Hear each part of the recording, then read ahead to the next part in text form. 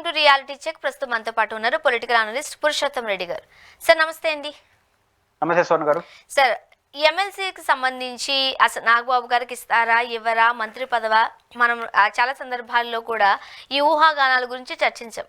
ఎట్టకేలకు nomination ఖరారైపోయింది, nomination వేసేశారు.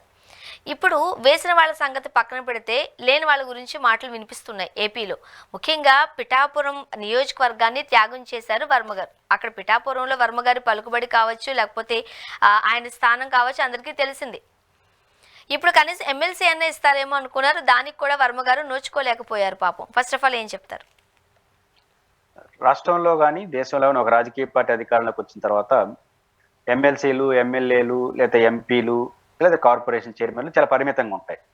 ఆశావాహులు ఎక్కువ ఉంటారు. నేచురల్గా ఒకరికి ఇచ్చినప్పుడు ఇంకొకరికి రాకుండా పోవచ్చు. వాళ్ళకున్న క్వాలిటీస్, వాళ్ళకున్న ప్రత్యేకతలతో అన్యాయం జరిగిందనే చర్చ కూడా నడుస్తుంది.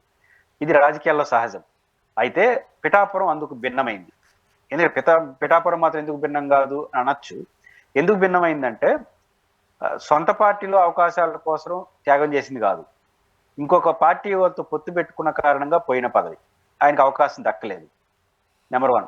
నెంబర్ 2, ఆ సందర్భంగా రెండు వైపుల నుంచి చెప్పిన మాట ఏంటి? తెలుగుదేశం పార్టీ నుంచి చెప్పిన మాట, వర్మ గారి యొక్క రాజకీయ భవిష్యత్తు పార్టీ చూసుకుంటుంది, ఇంకా బెటర్ లైఫ్ ఇస్తామని చెప్పారు. అట్లే పవన్ కళ్యాణ్ గారు కూడా అనూహ్యంగా, పవన్ కళ్యాణ్ గారు కూడా పేరుకు నేను ఎమ్మెల్యే కానీ మొత్తం వర్మయ్య చూసుకుంటాడు, ఆయన దగ్గర నన్ను గెలిపిస్తాడని కూడా చెప్పాడు. ఆ మేరకు అందరూ కలిసి పనిచేశారు, గెలిచారు. అటు ఇద్దరు హామీ ఇచ్చారు. చాలా న్యాయమైంది కూడా. ఎందుకంటే వర్మ గారు నాన్ కాంట్రవర్షనల్. పొత్తు లేకుండా ఉంటే ఆటోమేటిక్గా ఆయన అభ్యర్థి, ఆటోమేటిక్గా ఎమ్మెల్యే పట్టున్న వ్యక్తి కూడా. అంటే పొత్తు కారణంగానే, మీ మాట కారణంగానే పొత్తు ఆయన వదులుకున్నాడు. మీరు ఏరే వాళ్ళు పవన్ కళ్యాణ్ గారికి ఇచ్చారు. ఇద్దరు కలిసి ఆయన త్యాగాన్ని గుర్తించి ఆయన మంచి భవిష్యత్తును భరోసా ఇచ్చారు. ఇప్పుడు భరోసా పోయింది, ఇంకా ఆయన భవిష్యత్తు ఏదో అయిపోయిందని అని ఈ రోజు కనలేము. ఎందుకంటే 10 నెలలు అయింది, దాదాపు 1 year అవుతుంది. ఇంకా 4 ఏళ్ళ అధికారం ఉంది కాబట్టి ఇంకో రూపంలో కూడా వాళ్ళకి న్యాయం చేయొచ్చు, అదే పెద్ద విషయం కాదు. కానీ ఫస్ట్ ఎవరికి అవకాశం ఇవ్వాలి? ఎవరైతే హైయెస్ట్ రిస్క్ తీసుకొని త్యాగం చేస్తారో వాళ్ళకి ఫస్ట్ ప్రయారిటీ ఉండాలి. ఇప్పటికూ కూటమి వచ్చిన తర్వాత అనేక నామినేటెడ్ పోస్టులు ఫిలప్ చేశారు, రాజ్యసభ సభ్యులు ఇచ్చారు, ఇప్పుడు ఎమ్మెల్సీ ఇచ్చారు. ఇంకా 27వ సంవత్సరం ఎమ్మెల్సీలు వస్తాయి. ఇప్పుడు రాదు, 2 ఏళ్ళకి ఒకసారి వస్తాయి. 27లో ఎమ్మెల్సీ ఎన్నికలు వచ్చేంత వరకు అప్పటికి ఏమవుతుంది? 3 ఏళ్ళు అయిపోతుంది అధికారంకి వచ్చి. అప్పుడు ఏమేమి ప్రయోగాలు ఉంటాయి చెప్పలేము. ఇదొక సమస్య వెంటాడుతుంది. కీలకమైన నామినేటెడ్ పోస్ట్ కూడా భర్తీ చేశారు. అంటే ఇంకా కూడా తెలుగుదేశం అనుకుంటే 2 ఏళ్ళ తర్వాత రాజ్యసభ ఇవ్వచ్చు, టీటీడీ చైర్మన్ ఇవ్వచ్చు, ఒక అధికార పార్టీ అనుకుంటే చాలా ఇవ్వచ్చు. కానీ ఇక్కడ వర్మాను అభిమానించే వాళ్ళు, తెలుగుదేశం పార్టీ ప్రేమించే వాళ్ళు ఒక భయం పుట్టుకుంది. ఆ భయం ఏంటంటే అది ఆధారాలు లేవు. కానీ మనకు ఒక ప్రచారం ఏనిపిస్తుంది. మీరు మాట్లాడేటప్పుడు కూడా అన్నారు, పవన్ కళ్యాణ్ అడ్డుకుంటున్నాడు ఆయనకు పదవి ఇవ్వడాన్ని అనే ప్రచారం జరుగుతా ఉంది అనేది ఒక చర్చ. బట్ ఇది నిజమో అబద్ధమో తెలియదు. కానీ ఒక యాంగిల్ అనేది ఏమొస్తుందంటే, రెండవ పవర్ కేంద్రం అక్కడ ఉండకూడదని పవన్ కళ్యాణ్ అనుకుంటున్నాడు. ఈయన ఉప ముఖ్యమంత్రి కావచ్చు, కానీ ఈయన ఎప్పుడో సంవత్సరానికి 6 నెలలకు ఒకసారి పోతాడు. పోలేడు, పర్సనాలిటీ రీత్యా పార్టీ అధ్యక్షుడు ఉప ముఖ్యమంత్రి కాబట్టి రోజు పోలేడు అక్కడ. కానీ వర్మ గారు ఆడనే కూర్చుంటాడు. ఇప్పుడు ఎమ్మెల్సీ ఇచ్చేసాడు కూర్చోబెడితే ఖచ్చితంగా ఆయన ఒక పవర్ సెంటర్ అవుతాడు. అందులో ఏ పార్టీ నుంచి ఎమ్మెల్సీ? అధికారంలో ఉన్న నెంబర్ 1 పార్టీ తెలుగుదేశం ఎమ్మెల్సీ అయిపోతాడు. దాంతో అధికారులందరూ కూడా ఆయన మాట్లాడేంటారు. ఇక్కడ క్లాసెస్ వస్తాయి. అందుకని పవన్ కళ్యాణ్ గారు ఇంకొక పవర్ సెంటర్ ఉండకూడదని ఆపుతున్నాడు అనే ఒక ప్రచారం జరుగుతాం. అది నిజాలు మనకు తెలియదు. సార్ ఇప్పుడు ఆ ఉప్పు అందిందేమో, అందువల్లనేమో ఆ రోజు వర్మ గారు ఒక ట్వీట్ పెట్టి మళ్ళీ ఒక 10-15 నిమిషాల్లోకి దాన్ని రిమూవ్ చేసేసారు. ఇప్పుడు దాన్ని గుర్తు చేసుకుంటున్నారుగా అందరూ. అందువల్లే అంటే తెలిసిపోయింది వర్మ గారికి, అందుకే ఆ ట్వీట్ పెట్టారు, మళ్ళీ వెంటనే తీసేశారు అని. అట్లా ఎందుకు అర్థం చేసుకోలేరు? నేను అదే అంటున్నాను. ఈ చర్చ నడుస్తుంది, బలంగా నమ్ముతున్నారు ప్రజలు అంటున్నారు. మనకు ఆధారాలు లేవు. పవన్ కళ్యాణ్ గారు ఎవరు చెప్పారు నన్ను అడిగితే మిమ్మల్ని ఎవరు చెప్పలేము, ఎందుకంటే ఆధారాలు లేవు. కానీ ఒక నడుస్తున్న చర్చ ఏంటంటే, వారికి సంబంధించినంత వరకు వారు ఒక పవర్ సెంటర్ అక్కడ ఉంటే ఇబ్బంది అవుతుంది కాబట్టి, రెండోది ఆయన active politician, part time politician కాదు. గానే కూర్చుంటాడు. ఎమ్మెల్సీ వచ్చి అధికారంలో నెంబర్ 1 పార్టీ తెలుగుదేశం అయితే ఎమ్మెల్యే, ఎంఆర్ఓలు, కానిస్టేబుల్ అందరూ ఆయన మాట వింటారు, ఎందుకంటే తప్పదు. అప్పుడు రెండు వైపులు కాసి వస్తుంది కదా అని వద్దంటున్నాడు, ఆయన మాట ప్రెజర్ అవుతుంది అనేది ఒక ప్రచారం నడుస్తుంది. దానికి బలం చేకూరుస్తా ఈరోజు మనోహర్ గారి స్టేట్మెంట్ ఉన్నాయి. మనోహర్ గారి స్టేట్మెంట్ 2. ఒకటి, ఈరోజు కూటమి అధికారంలో ఉంది అంటే పవన్ కళ్యాణ్ గారే కారణం కాబట్టి మా లెవెల్ అది అని చెప్పే ప్రయత్నం ఒకటి చేసినాడు. రెండోది, వర్మ గారికి సంబంధించి మీలాంటి విలేకరులు అడిగితే అది తెలుగుదేశం అంతర్గత వ్యవహారం అన్నాడు. అది నిజమే, టెక్నికల్ గా తెలుగుదేశం అంతర్గత వ్యవహారం అనేది కరెక్ట్, జనసేన సంబంధించి కాదు. కానీ మనం ఆ రోజు అన్నాంగా, నాతో పాటు సమానంగా అవకాశం ఇస్తాము, ఇది ఈ నియోజకవర్గం అయింది, నాది కాదు అని ఆ రోజు పవన్ కళ్యాణ్ అప్పుడు ఇప్పుడు రానప్పుడు చెప్పాలి కదా. పవర్లోకి వచ్చి ఆయనకి అవకాశం అయినప్పుడు ఏం పదవి రాపినా పర్లేదు, భవిష్యత్తులో పదవి వస్తుంది, ఆయనే చూసుకుంటాడు నియోజకవర్గం, ఇది ఒకటి అనాలిగా, గెలిచి ఎలక్షన్ ముందన్న మాట ఇది ఒకటి అనాలిగా. అనకపోగా వాళ్ళ అంతర్గత వ్యవహారం అని చెప్పి వాళ్ళకు వదిలేయడు, మాకు సంబంధం లేదని చెప్పడం. రెండోది, ఆడ పవర్ సెంటర్ గా మారకూడదని కోరుకుంటున్నాడని అర్థం వచ్చేట్టుగా ప్రవర్తించడం. ఇదే సందర్భం ఇట్లాంటి చర్చ నడుస్తున్నప్పుడు మా వాళ్ళే అధికారంకి వచ్చారని మనోహర్ గారు అనడం. నో డౌట్ బీజేపీ పొత్తు పెట్టుకుని మన పవన్ కళ్యాణ్ గారు వల్ల ఒక చర్చ నడుస్తా ఉంది, పొత్తు కుదిరిందని. పొత్తు కుదరకపోయినా తెలుగుదేశం గెలిచి ఉంటుంది, అది వేరే సంగతి. కానీ ఇప్పుడు ఎవరు ఒప్పుకోరు. కాబట్టి చర్చ అయితే ఉంది కదా. పవన్ కళ్యాణ్ ఏం చెప్పినా వింటున్నాడు, చంద్రబాబు నాయుడు గారు ఆయన కొన్ని కామెంట్లు చేసినా వింటున్నాడు, హోంమంత్రిని ఒక మాట అన్నా వింటున్నాడు, ఇట్లాంటి డిఫరెంట్ యాంగిల్ వస్తున్నప్పుడు వింటున్నారు కంటే ఏదో పవన్ కళ్యాణ్ ప్రజలు. రెండోది, రాజకీయ చరిత్రలో ఏ రోజు లేని విధంగా ఒక వ్యక్తికి త్వరలోనే మా మంత్రి పదవి ఇస్తామని ప్రెస్ స్టేట్మెంట్ ఎప్పుడు రాలా. మంత్రి పదవి ఎట్టిస్తారంటే గవర్నర్ చెప్తారు. సరే, అసలు పేరు లీక్ చేయకూడదు తెలుసా, గవర్నర్ కి పంపిస్తారు లెటర్లో ముఖ్యమంత్రి గారు, పలానా వాళ్ళు మంత్రివర్గాన్ని తీసుకున్న ఆయన కార్యాలయం వాళ్ళకి చెప్తుంది, ప్రోటోకాల్ డిపార్ట్మెంట్, పలానా వాళ్ళు మంత్రి, ఆయన కదా అపాయింట్మెంట్ చేసేది కేబినెట్ సిఫార్సు మేరకు. కాబట్టి చేయాలి. కాబట్టి అట్లాంటిది లేకుండా పైపించి 24 మంది ఉన్న ఒకటి రెడీగా ఉన్నవాడు ఆయనకి నాగబాబుకి ఇస్తున్నాం అని చెప్పారు. అంటే పవన్ కళ్యాణ్ ప్రెజర్కి ఒత్తిడికి గురవుతాం తెలుగుదేశం అనే మెసేజ్ అయితే తెలుగుదేశం శ్రేణుల్లో ఉంది. మొన్నే జీవి రెడ్డి ఎపిసోడ్ చూసినాం, ఇప్పుడు దేవినేని ఉమామేశ్వరరావు ఇంకొక ఎపిసోడ్. ఇట్లాంటివన్నీ జరుగుతున్నప్పుడు కొత్త వాళ్ళకి అవకాశం వచ్చి పాత వాళ్ళని కష్టపడిన వాళ్ళు వదిలేస్తున్నారేమో అనే భావన తెలుగుదేశం కార్యకర్తలు ఉంది. కాబట్టి ఖచ్చితంగా వర్మ ఎపిసోడ్, మనోహర్ గారి కామెంట్ ఖచ్చితంగా తెలుగుదేశం శ్రేణుల్లో అసంతృప్తికి కారణం అవుతుంది. అది ఖచ్చితంగా వర్మ గారికి రాజకీయ భవిష్యత్తు ఏం చేస్తారో చూడాల్సిన అవసరం ఉంది. కానీ క్లియర్ గా చెప్తున్నారు, ఏది ఏమైనా సరే నేను చంద్రబాబు నాయుడు గారితోనే ఉంటాను, టీడీపీతోనే నడుస్తానని కూడా వర్మ గారు డంకా బజాయించే చెబుతున్నారు. ఇది పైకి మాత్రమే చెబుతున్నారా, లోపల కూడా ఇదే ఉద్దేశాన్ని కలిగి ఉన్నారా? రాజకీయాల్లో మనం చూస్తూనే ఉంటాం. లోపల ఏ ఉద్దేశం ఉన్నా ఆయన ఏరే పార్టీకి పోవాలని నిర్ణయించుకున్న రోజు వరకు ఇదే స్టేట్మెంట్ ఇస్తారు. ఎందుకంటే పవర్ లో ఉన్న పార్టీ తెలుగుదేశం. ఇంక నాకు తెలుగుదేశం ఇంకా సంబంధం లేదని రేపు నుంచి ఆడ ఎంఆర్ఓ కానిస్టేబుల్ అయినాడు, చాలా సమస్యలు వస్తాయి. కాబట్టి ఇంతకాలం కష్టపడి ఆయనే కష్టపడింది పిఠాపురంలో 5 ఏళ్ళు ప్రతిపక్షంగా. తీరా అధికారంకి వచ్చిన తర్వాత ఏదో పేరుతో వెలుపుడిస్తే ఆయనకి ఏముంటుంది, ఆయన రాజకీయ భవిష్యత్తు. ఇప్పుడు ఎప్పుడంటే ఆయన వైసీపీకినో కాంగ్రెస్కో ఇంకొక పార్టీకి వెళ్ళిపోవాలని నిర్ణయించుకుంటే మాట్లాడతారు, నాకు అన్యాయం జరిగింది తప్పని. ఇంకా నిర్ణయానికి ఆయన వచ్చినట్లేడు. కాబట్టి వచ్చేంత వరకు ఈ సాఫ్ట్ కార్నర్ డైలాగ్స్ వస్తూ ఉంటాయి. కానీ ఆయనే కాదు, ఆయన ప్లేస్లో మీరున్నా నేనున్నా ఎవరైనా బాధపడతాం. బాధపడిన తర్వాత ఏం చేయాలని దానిపైన సర్కంటెన్స్ చూసుకొని వాళ్ళు డెసిషన్ తీసుకుంటారు. కానీ వర్మ గారి విషయం, ఆయనకు గౌరవప్రదమైన పదవి వస్తే కొత్త సమస్య, పవన్ కళ్యాణ్ గారికి కొత్త సెంటర్ ఏర్పడుతుంది, ఆయన ఫీల్ అవుతాడు, లేకపోతే ఈయన ఫీల్ అవుతుంటాడు. ఇద్దరు ఫీలింగ్ లో ఎవరిది పరిస్థితిస్తాడో చంద్రబాబు గారు కాలం నిర్ణయిస్తుంది. అండ్ మరోపక్క కూటమిలో ముఖ్యంగా చంద్రబాబు నాయుడు గారు, నారా లోకేష్ గారు సీనియర్లను పక్కన పెట్టేశారు. యువ రక్తాన్ని నారా లోకేష్ గారు కోరుకుంటున్నారు. తనకు అనుకూలంగా ఉండేవాళ్ళు, పెద్దవాళ్ళు అంటే ఈయన కాస్త అణిగిమణిగి ఉండాలి. అదే తనతో సమానంగా ఉన్న వాళ్ళకైతే తను ఆర్డర్స్ వేయచ్చు. కాబట్టి కంప్లీట్గా సీనియర్స్ను పక్కన పెడుతున్నారు.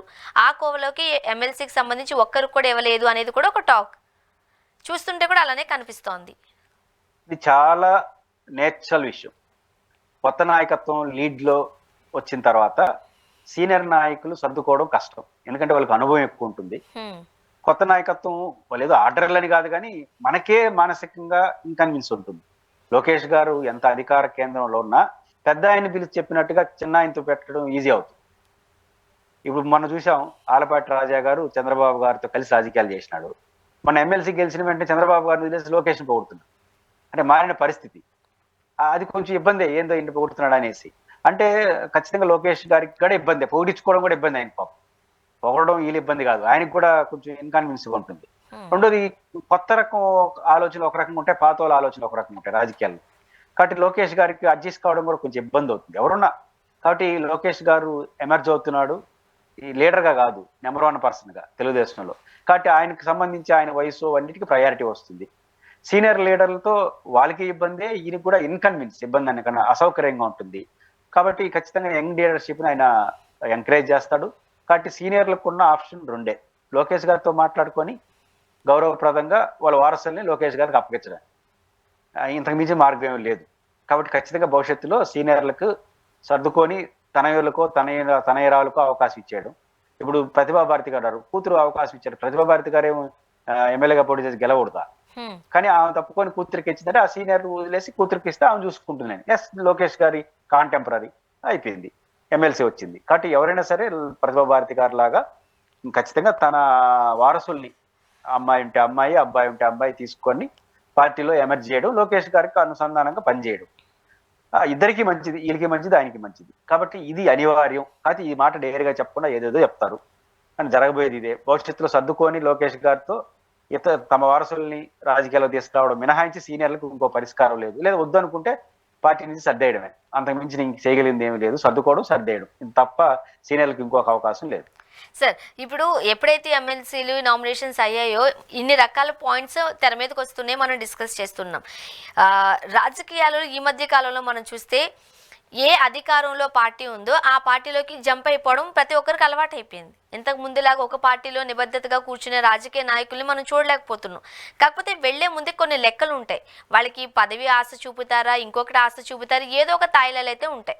ఇప్పుడు వైసీపీ నుంచి వెళ్ళిన వాళ్ళు కూడా కొంతమంది ఎమ్మెల్సీ ఆశించారు, అప్పట్లో ఇస్తామని వాగ్దానం కూడా చేశారట. అలాంటి వాళ్ళను కూడా ఈ రోజు కూటమి ప్రభుత్వం లెక్కలోకి తీసుకోలేదు అంటున్నారు. అది నిజమై ఉంటుందంటారా? అంటే ఎలక్షన్కు ముందు వైసీపీ నుంచి వెళ్ళిన వాళ్ళకి ఏదైనా అస్యూరెన్స్ వచ్చి ఉంటుంది. ఎలక్షన్ తర్వాత పోయిన వాళ్ళకి ఊరికి అస్యూరెన్స్ ఏమి లేవు. వీళ్ళ ఆనందమే తప్ప ఎలక్షన్ ముందు అనుకో గెలుస్తాం వాడతామో తెలియనప్పుడు ప్రత్యర్థి నుంచి అస్యూరెన్స్ తీసుకొని కొంతమంది లాగుతారు, పోతారు, లాగుతారు. గెలిచిన తర్వాత గెలిచిన వాళ్ళ తర్వాత వీళ్ళ అవసరం తప్ప వీళ్ళ అవసరం గెలిచిన వాళ్ళకి ఏం లేదు. గెలిచిన వాళ్ళ తర్వాత పోయినారు అంటే వాళ్ళ దయా వీళ్ళ ప్రాప్తం. కాబట్టి ఇంకో మార్గం లేదు. కాబట్టి ఎవరి అవసరం దాన్ని బట్టి, మీ అవసరం నాకుంటే నా రియాక్షన్ ఒక రకంగా ఉంటుంది, నా అవసరం మీకుంటే ఒక రకంగా రియాక్షన్ ఉంటుంది. కాబట్టి వైసీపీ నుంచి వెళ్ళిన వాళ్ళు ఎలక్షన్ ముందు పోయిన వాళ్ళకి ఒక రకమైన అస్యూరెన్స్ ఉంటుంది, ఎలక్షన్ తర్వాత పోయిన వాళ్ళకి ఇంకొక రకమైన పరిస్థితులు ఉంటాయి. ఎలక్షన్ ముందు గెలిచిన తర్వాత సర్దుకొని, ఇప్పుడు వర్మ గారు లాంటి డైరెక్ట్ అస్యూరెన్స్ ఉన్న వాళ్ళే సర్దుకుంటున్నారు, తప్పట్లేదని. అలాంటిది ఇట్లాంటి జనరల్ హామీలు, 4 గోళ్ల మధ్య ఇచ్చిన హామీలు ఊరికేం పడతాయి? పబ్లిక్ గా కోట్లాది మంది ప్రజల మంది ఇచ్చిన హామీలే ఇద్దరు మళ్ళీ చూసుకుందాంలే అనే పరిస్థితిలో ఉన్నారు వర్మ గారి విషయంలో. అలాంటిది 4 గోడల మధ్య ఊడు ప్రపంచాన్ని తెలియకుండా ఇచ్చిన వాడికి ఇచ్చేవాళ్ళు తెలియదు, మనకు తెలియదు. కాబట్టి వాళ్ళు ఇంకా ఇబ్బంది పడక తప్పదు. మరో ముఖ్యంగా ఈ ఈ ఈ సినారియో అంతా చూసిన తర్వాత నాదెండ్ల మనోహర్ గారు చేసిన వ్యాఖ్యలు కూడా ఆసక్తికరంగా ఉన్నాయి. అసలు పవన్ కళ్యాణ్ గారి వల్లే ఈ రోజు ముఖ్యమంత్రి స్థానంలో చంద్రబాబు నాయుడు గారు ఉన్నారు, కుండ బద్దలు కొట్టేశారని డైరెక్ట్ గా చెప్పేశారు. నిజమా అది? నేను నా అంచనా, జగన్మోహన్ రెడ్డి గారి పరిపాలన పట్ల భిన్నమైన ఆలోచనలు ఉన్న ప్రజలందరూ ఎవరు ఓడిస్తే వాళ్ళు గెలిపిస్తారు. నా అంచనా ప్రకారం తెలుగుదేశం పార్టీ గత ప్రభుత్వానికి వ్యతిరేకంగా ఉన్న నెంబర్ 1 పార్టీ కాబట్టి ఎవరితో పొత్తు పెట్టుకున్నా పొత్తు పెట్టుకోకపోయినా గెలుచుంటారు. అంటే ఇంత మెజారిటీ, ఇంత సీట్లు వచ్చి ఉండకపోయినచ్చు, కానీ సాధారణ మెజారిటీతో వాళ్ళు వచ్చుంటారు, వాళ్ళు ఒంటరిగా పోటీ చేస్తున్నా. ఇది నా అంచనా, ఫస్ట్ పాయింట్. కానీ తెలుగుదేశానికి తన రాజకీయ జీవితంలో ఎప్పుడైనా కొత్త సమస్యలు ఎదుర్కొంటారు. ఎంతమంది తెలుగుదేశాన్ని గెలిపించారో లిస్టు చూస్తే చాలా ఘోరంగా ఉంటుంది. సాయంత్రం 7 నుంచి 9 వరకు కొన్ని ఛానల్, 2-3 ఛానళ్ళు కూర్చొని యాంకరింగ్ చేసే యాంకర్లు కూడా మేమే గెలిపించాం తెలుగుదేశం అని మాట్లాడుతుంటారు. దాంట్లో కూర్చొని అనలిస్టులు కూడా అసలు మేము కదా యుద్ధం చేసినట్టు, ఒక ఆయన అయితే మేమే యుద్ధం చేసినాం అన్నాడు. యుద్ధం అంటే సాయంత్రం 7 నుంచి 9 వరకు టీవీలో కూర్చొని ఉపన్యాసం చెప్పడం కూడా యుద్ధం అన్నారు. ఇంతకీ లోకల్ గా పనిచేసే తెలుగుదేశం కార్యకర్తలు ఏం చేశారు ఊరికి తెలియదు. అనలిస్టులు మేమే గెలిపించామంటారు, జర్నలిస్టులు మేమే గెలిపించామంటారు, రాధాకృష్ణ గారు లాంటి వాళ్ళు మేమే గెలిపించామంటారు. ఇంకా యూట్యూబ్ లో పనిచేసే వీరాజు వీరులు అడతారు మన తెలుగుదేశానికి అనుకూలంగా, ఆ రోజు ప్రభుత్వం వాళ్ళు మేమే గెలిపించామంటారు. అందరూ దబాయించే పని, ఇంతకు తెలుగుదేశం తప్ప అందరూ మేము గెలిపించామంటారు. ఇంకా వాళ్ళే అన్న తర్వాత జనసేన ఎందుకు అన్నదు? కాబట్టి ఖచ్చితంగా అంటారు. పైపించి జనసేన పవన్ కళ్యాణ్ గారికి ఒక ఇమేజ్ ఉన్న లీడరు, ఇవన్నీ ఉంటాయి. పైపించి వాళ్ళకి వచ్చిన అడ్వాంటేజ్ ఏంటంటే 21 గెలిచిపోయినారు. 175 పోటీ చేస్తుంటే జనసేన ఏమై ఉంటుందో అందరికీ తెలుసు. కానీ 21 పోటీ చేయడం వల్ల గెలిచిపోయినారు. కానీ మాది స్ట్రైక్ రేట్ అందుంది, అసలు మేము మొత్తం ఒంటరిగా పోటీ చేస్తున్నా మేము గెలుచుంటామని కూడా అంటారు. కాబట్టి ఇది వెనక తప్ప తెలుగుదేశానికి ఇబ్బంది. ఎందుకంటే ప్రతిపక్షంలో ఉన్నప్పుడు అందరినీ ఎంకరేజ్ చేసి వాళ్ళందరూ ఆశీర్వాదాలు తీసుకున్నారు. కాబట్టి ఇప్పుడు అందరూ పైపిచ్చు వాళ్ళ పనులు కానప్పుడంతా మేమే గెలిపించాము, ఏంటి మీకు సమస్య, ఇంకా ఇవ్వండి, మాకు తాగదు. తెలుగుదేశంలో ఎక్కువ జనసేనకి ఇచ్చేస్తాను వాళ్ళు బాధపడుతుంటే, జనసేన వాళ్ళు మాకు రావాల్సిన ప్రయారిటీ రావట్లేదు, మా వాళ్ళ గెలిచిన వాళ్ళు అంటారు. దానికి ఆజ్యం పోసేట్టుగా ఇప్పుడు మనోహర్ గారు మా వాళ్ళ గెలిచిన తెలుగుదేశం అంటున్నాడు. సార్, ఆ రోజు పవన్ కళ్యాణ్ గారు చంద్రబాబు నాయుడు గారిని, మోదీ గారిని ఏకతాటిపైకి తీసుకురావడానికి, వాళ్ళిద్దరిని ఒప్పించడానికి నేను ఎంత కష్టపడుతున్నానో నాకే తెలుసు, బట్ ఏదో రోజైతే ఖచ్చితంగా బీజేపీని, టీడీపీ అధినేత చంద్రబాబు నాయుడు గారిని కలుపుతాను అని ప్రామిస్ చేశారు. అనుకున్నట్టుగానే ఆయన సక్సెస్ అయ్యారని మనం ఒప్పుకోక తప్పదు. అంటే ఈ లెక్కను చూసుకుంటే ఖచ్చితంగా కాపులంతా ఒక్కటైపోయి పవన్ కళ్యాణ్ గారికే సపోర్ట్ చేయడం వల్ల, కూటమిలో భాగం అవ్వడం వల్ల ఈరోజు కూటమి అధికారంలోకి వచ్చింది అని అనుకోవచ్చేమో. ఏపీ ప్రజలు అలా ఆలోచిస్తున్నారేమో. ప్రాక్టికల్గా ఏంటంటే జనసేనకు ఆ ఇమేజ్ ఉంది. ప్రధానంగా చంద్రబాబు గారి అరెస్ట్ సమయంలో ఆ వచ్చిన వాతావరణంలో పవన్ కళ్యాణ్ రాకుండా ఉంటే ఏమైపోయింటామా అనే ఫీలింగ్ అయితే కలిగింది కార్యకర్తలకు. ఆయన వచ్చాడు కాబట్టి ఆ ఇమేజ్ వచ్చింది. బట్ ఇంత వ్యతిరేకత వస్తుందని వాళ్ళకి కూడా తెలియదు. వైసీపీకి ఇంత వ్యతిరేకత వచ్చేసి మనం గెలిచిపోతాం అనేసి తెలుగుదేశం తెలుసుంటే ఎవరితో పొత్తు పెట్టుకుంటారు, చూసుకుందాంలే అని ఉంటారు. ఆ పడి వాళ్ళు అంచనా వేయలేదు. పవన్ కళ్యాణ్ కూడా ఇట్లా నాకు 21 వస్తుంది అనుకుంటే నేనే పోటీ చేసి మళ్ళీ ఎప్పుడు కావాల్సిన అవసరం అయితే అలయన్స్ లో భాగంగా నాకు డిమాండ్ చేసి అనుకుంటారు. ఆయన అనుకోలే, వీళ్ళే అనుకోవాలా. కాబట్టి ఈ వాతావరణం అనుకోలేదు. రెండో పాయింట్ ఏంటంటే జనసేనకు సంబంధించినంత వరకు ఆయన చెప్తే బీజేపీ వాళ్ళు విన్నారు, అవన్నీ ఉట్టిమాటలే. ఎందుకంటే బీజేపీ లాంటి పార్టీ జనసేన మాట వింటుందా? అంటే వాళ్ళు ఏమైనా జనసేన ముందే పంపించి మళ్ళీ వెనకాల వచ్చారో తెలియదు. కాబట్టి బీజేపీ వాళ్ళు నడిపేవాళ్ళు తప్ప నడిచేవాళ్ళు కాదు. కాబట్టి కాకపోతే సర్కంస్టెన్సెస్ అన్ని చూసినప్పుడు ఒకటి పవన్ కళ్యాణ్ వల్లే జరిగిందనే భావన అయితే ప్రజల్లోకి వెళ్ళింది ఖచ్చితంగా. అందువల్ల ఇప్పుడు చంద్రబాబు గారు కూడా అనివార్యంగా పవన్ లేకపోతే నేను ఏం చేసి ఉండలేండి అనే మాట ఆయన అనాల్సి వస్తా ఉంది. తెలుగుదేశం ఫేవర్ చేస్తా ఉండేది, భయపడతా ఉండేది 29 ఎలక్షన్ గురించి, 27లో వస్తుంది అనుకున్న జమిలీ గురించి. ఎందుకంటే పవన్ కళ్యాణ్ ఇంకా చాలు అనుకుంటే వాళ్ళ యాటిట్యూడ్ ఇంకో రకంగా ఉంటుంది. తెలుగుదేశం చాలా చెప్పేసి ఉంటుంది ఎరకే, అసలు మేము లేకపోతే ఎమ్మెల్యే గెలుస్తామని అంటారు. మీరు చూడండి, రేపు వాళ్ళిద్దరు పొత్తు విడిపో అని ఇప్పుడు పవన్ కళ్యాణ్ గారిని జగన్ ఏమన్నాడు, జగన్మోహన్ రెడ్డి గారు కార్పొరేటర్కి ఎక్కువ ఎమ్మెల్యేకి తక్కువ అన్నాడు కదా. రేపు విడిపో అని జనసేన తెలుగుదేశం పార్టీ వాళ్ళు అంతకన్నా గట్టిగా మాట్లాడతారు. అప్పుడు జగనే మేలు కదా అని అంటాడు, పవన్ గానే అంటాడు జగనే మేలు ఎక్కడి నుంచి గౌరవంగా అన్నాడు, మీరు ఇంకా దారుణంగా అని అంటారు. కాబట్టి వాళ్ళు మళ్ళీ కూడా కలిసి ఉండాలనుకుంటున్నారు కాబట్టి చాలా మర్యాదగా మాట్లాడుతున్నారు. కానీ తెలుగుదేశం పార్టీ పొత్తుకు బీజేపీ కూడా ఇంట్రెస్ట్ కారణం. కాకపోతే వచ్చిన వాతావరణం అన్ని మాత్రం పవన్ కళ్యాణ్కి అనుకూలంగానే ఉన్నాయి కాబట్టి వాళ్ళు ఇంకా అట్లే మాట్లాడతారు. అది ఇంకొంచెం బాధ కలదు తెలుగుదేశం వాళ్ళకి. అంటే మేము ఇంత పెద్ద పార్టీ పెట్టుకుని మేము ఎందుకు, మొత్తం ఆయన గెలిపించిన అంటాడు, వీళ్ళు గెలిపించా అంటే ఇతర మా పరిస్థితి ఏంటనే బాధ వాళ్ళకి. బట్ మీరు అన్నట్టు గతంలో చంద్రబాబు నాయుడు గారు అలానే పవన్ కళ్యాణ్ గారు చేసుకున్న వ్యాఖ్యలు, విమర్శలు కూడా తెలిసిందే. ఏపీ ప్రజల మనసులో ఇంకా అవి గుర్తున్నాయని అంటూ ఉన్నారు. బట్ ఈ రోజు కూటమి గెలిచిన తర్వాత, కూటమిగా ఏర్పడిన తర్వాత వచ్చిన పరిణామాలు మనం చూస్తుంటే చాలా సందర్భాలలో చంద్రబాబు నాయుడు గారు డైరెక్ట్గా ఫోన్ చేస్తేనే పవన్ కళ్యాణ్ గారు హెల్త్ బాగాలేదని చెప్పడం, బట్ ప్రదక్షిణాలు చేసుకుంటూ పుణ్యక్షేత్రాలలో కనిపించడం, ఇవన్నీ చూసినప్పుడు ఈ ఇద్దరి మధ్య ఎక్కడో డిప్యూటీ సీఎంగా నారా లోకేష్ గారు కూడా ఉండబోతున్నారంటూ వార్తలు వచ్చిన నేపథ్యంలో ఎక్కడో వీళ్ళకి తేడా కొడుతుంది. బట్ ప్రజలకు అలా తెలియకూడదు కాబట్టి ఇలా యాక్టింగ్ చేస్తున్నారు. దానికి నాదెండ్ల మనోహర్ గారు ఊతమిస్తున్నట్లుగా ఈ రోజు కూటమిగా ఉంది అంటే దానికి కారణం పవన్ కళ్యాణ్ గారే అంటున్నారు. అయి ఉండే అవకాశాలు ఉన్నాయా? అంటే ఇక్కడ ఏంటంటే వాళ్ళిద్దరి మధ్య స్నేహానికి, వాళ్ళిద్దరి మధ్య ఉన్న అనుబంధం కారణం ఏంటంటే ఈ సమస్యలు రాదు. వాళ్ళిద్దరి మధ్య స్నేహానికి జగన్ కారణం. సమస్య అది. మూడో వ్యక్తి కోసం ప్రేమించే వాళ్ళు ఎవరు ఉండరు. వాళ్ళు ఇష్టపడి ప్రేమించుకుంటే అది ప్రేమ అంటుంది. వాళ్ళేదో ప్రేమించుకుంటే ఇప్పుడు జగన్ తట్టుకోలేము, జగన్కి భయపడి ప్రేమించుకుంటున్నారు ఇద్దరు. నువ్వు ఒంటరికి గెలవలేవు, నేను ఒంటరికి గెలవలేవు, జగన్ పవర్ఫుల్ కాబట్టి మన ఇద్దరం కలుద్దాం అంటున్నారు. మన ఇద్దరి మీద వాళ్ళు ఉంటే, అంటే పవన్ కళ్యాణ్ గారికి చంద్రబాబు గారికి మధ్య ఆ అఫెక్షన్ ఉంటే అది ఏ ఇబ్బందులకు దారిది. ఆ పక్కన ఉండేవాడు చాలా ప్రమాదకారి, చాలా బలవంతుడు, మనం అని విడిపోతే ఆయన గెలిచేస్తాడని భయంతో పొత్తు పెట్టుకున్న పొత్తు ఇది. కాబట్టి చాలాసార్లు అన్నారు కదా, మా ఇద్దరిని కలిపిందే జగన్ అని పవన్ కళ్యాణ్ అన్నాడు కదా. పవన్ కళ్యాణ్ థ్యాంక్స్ చెప్తున్నాను, తొందరగా మమ్మల్ని కలిపాడు అని చెప్పాడు. కాబట్టి రేపు 15 ఏళ్ళు సావాసం చేస్తా ఉంటాడు. అవన్నీ కూడా జగన్ దృష్టిలో పెట్టుకొని. కాబట్టి జగన్ మీద భయం ఉన్నంత వరకు అట్టుంటారు. మళ్ళీ జగన్ మీద భయం పోయింది అనుకో మళ్ళీ మొదలుకు వస్తుంది. కాబట్టి వీళ్ళిద్దరి మధ్య అవగాహన వాళ్ళిద్దరు అవసరాలు బట్టే ఉంటుంది. అవసరాలు తీరిపోతే ఎవరు మార్గాన్ని వాళ్ళు చూసుకుంటారు. సార్, ఇప్పుడు మరొక విషయం మనం మాట్లాడితే లోక్సభలో ఎంపీ గారు అడిగిన ప్రశ్నలు అసలు ఎంత ఇచ్చారు అని అంటే చాలా లెక్కలతో పాటుగా అక్కడ మాట్లాడడం మనం చూసాం. మన దగ్గర ఉంది కూడా అది ఆ రిపోర్ట్ అంతా కూడా. అసలు ఏం చెప్తారు లెక్కల గురించి? అంతా ఇచ్చేస్తామన్నట్టుగా మాట్లాడారు. ఈరోజు తిరుపతి పార్లమెంట్ సభ్యుడు గురుమూర్తి గారు ఒక క్వశ్చన్ వేశారు, చాలా కీలకమైన ప్రశ్నలు.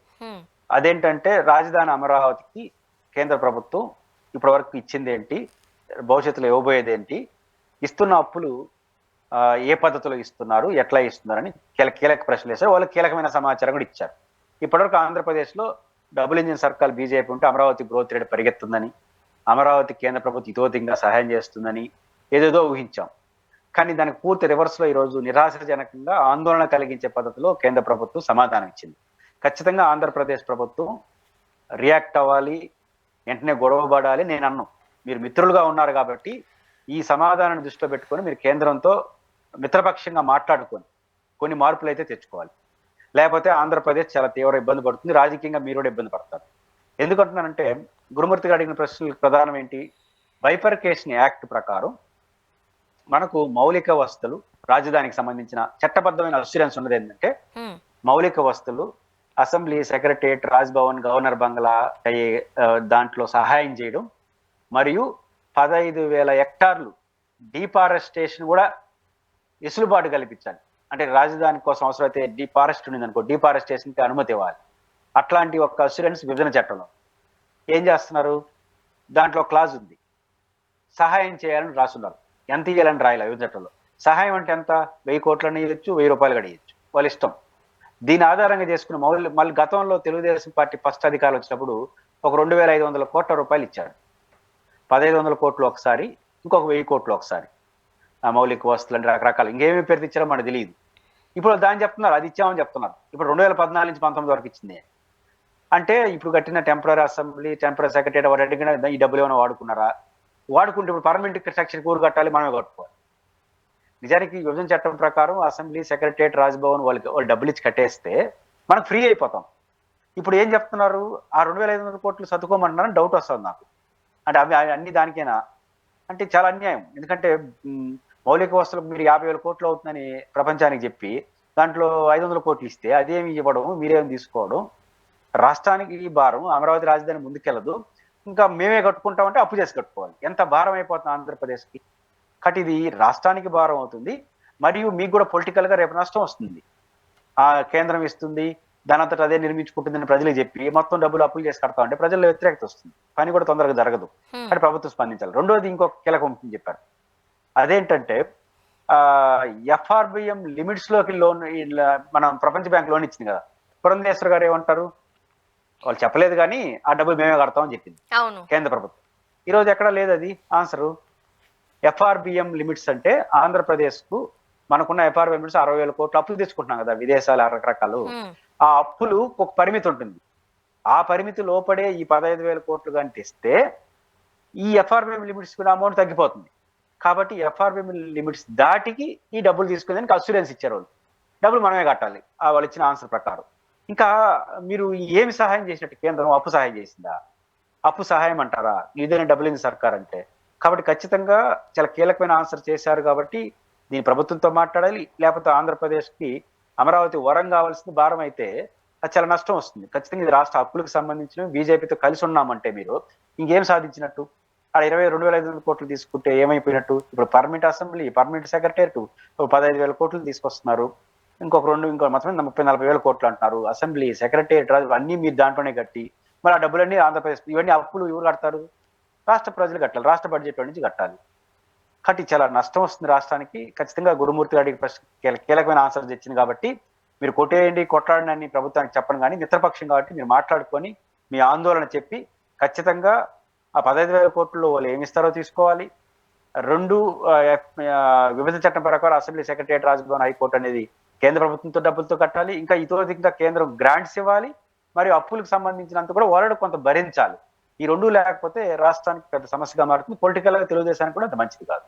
చూడాలి సార్ మరి ఏం జరగబోతుందో. థ్యాంక్ యూ సో మచ్ అండి, మీ అభిప్రాయాలు మాతో పంచుకున్నారు sir. Thank you very much. ఇది వాళ్ళ రియాలిటీ చెక్. Stay tuned.